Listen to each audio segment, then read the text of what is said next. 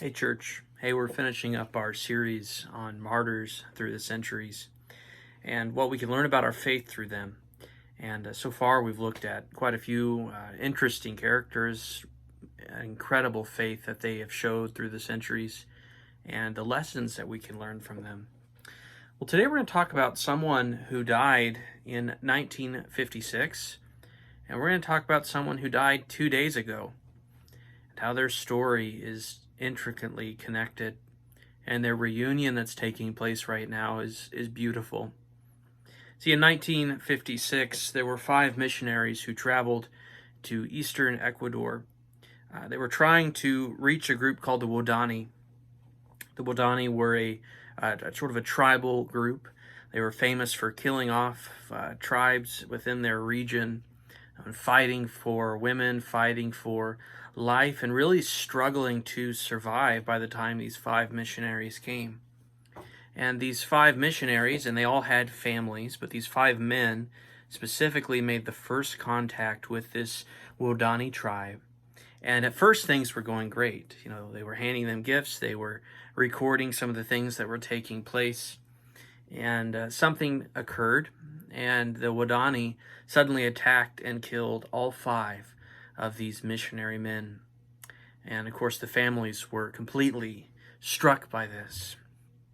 But what's so beautiful about this story is that the families went and succeeded in witnessing to the very people and the very tribes who killed their family. Specifically, we know of one man, and his story has been told in many ways.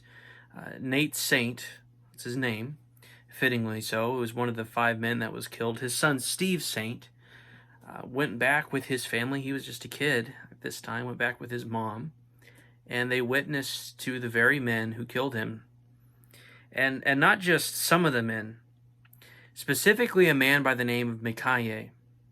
Mincaye was one of the guys, and it was in fact the man who speared his father in the chest to kill him.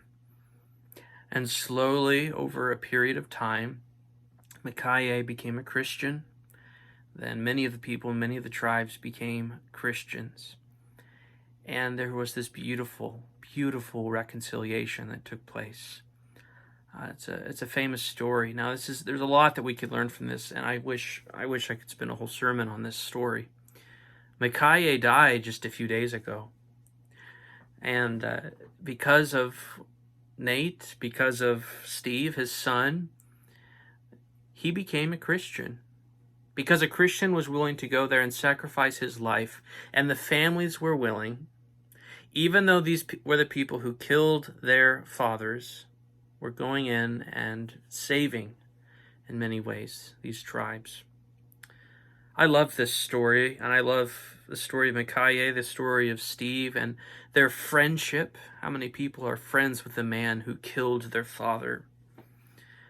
But I'm even more impressed with the reunion that's taking place right now between Nate and Mincaye, and the reunion that takes place in heaven. See, the story tells us a lot of things. Perhaps most importantly for us today, we can learn this: that the gospel itself is more important than family bonds, that the gospel is more important than our lives, the gospel is more important than our comfort, that it's worth giving up everything, it's worth putting everything on the line, even if it looks like you have utterly failed. For it's not our job to succeed or to accomplish anything great. It is our job to remain faithful. And God, who is the source of all good and who accomplishes everything great, receives the credit. And he doesn't need us to always accomplish everything we hoped. Sometimes there's a bigger plan, and it's always our job to respond faithfully. Have a blessed day, church, and you'll be hearing from me about our sermon on Sunday.